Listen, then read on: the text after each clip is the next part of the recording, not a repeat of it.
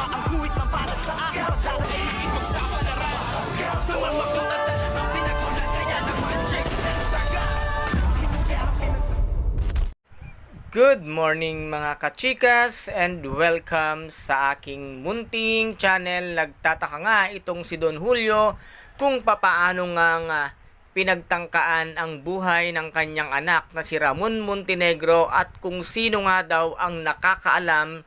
na nandoon siya sa hospital na wala namang ibang nakakaalam kung hindi si David o si Tanggol at ang kanyang mga tauhan lamang dahil nga sa plano nilang makikipagkita sila dito nga kay Aling Marites kung kaya't ito nga ang sumiksik at tumimo sa isipan nga nitong si Ramon na kung sino nga ba talaga ang traidor at nagtratraidor sa kanyang pamilya kung kaya't dito nga ay pinatawag niya ang lahat ng mga tauhan nila at inisa-isa nga niya itong pinagbabaril at sinabi nga niyang sino sa inyo ang nagtatraidor sa akin at sa aming pamilya kung kaya't dito ay inilabas nitong ang si Ramon ang kanyang baril na 45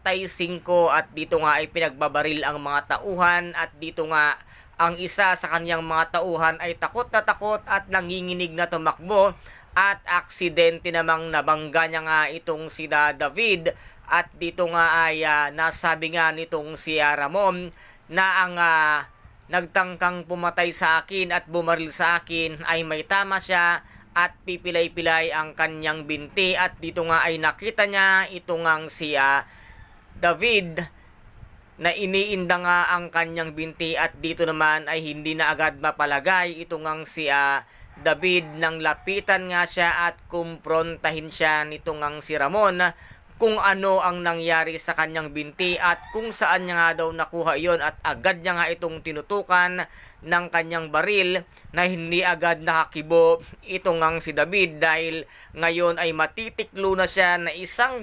pagkakamali mo lang David, todas ka ngayon kay Ramon dahil nga ang pagkakaalam na talaga ay may sugat at may tama sa binti ang taong nagtangkang bumaril sa kanya. Ito na nga ba ang oras ni David at ito na nga ba ang hinihintay nitong ang si Ramon na malaman ang katotohanan kung sino nga ba at ano ang tunay na pagkatao nitong ang si David. Kaya guys, kung nais po ninyong malaman na agad nitong ang si Ramon ang katotohanang si David ang tunay na nagtangka sa kanyang buhay ay paki-comment lamang po dyan sa baba.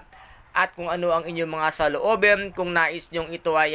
mawala na sa buhay ng mga Montenegro at magkakilala sila ng tuluyan nitong ang si Tanggol, ay i-comment lamang po natin dyan sa baba at maraming salamat po sa inyong lahat. At ito po ang ating pakaaabangan sa mga susunod na episode kung paano ngayon lulusutan nitong ang si David ang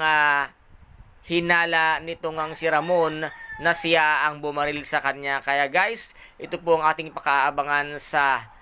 mas matindi at mas kapanapanabik pang kaganapan dito nga sa FPJ ang Batang Quiapo. At kung nagustuhan po ninyo ang aking videos for today, paki-subscribe na lamang po ng aking channel, paki-like and share para maging update kayo sa lahat ng gagawin kong videos. Maraming salamat po. Ingat! God bless and bye-bye!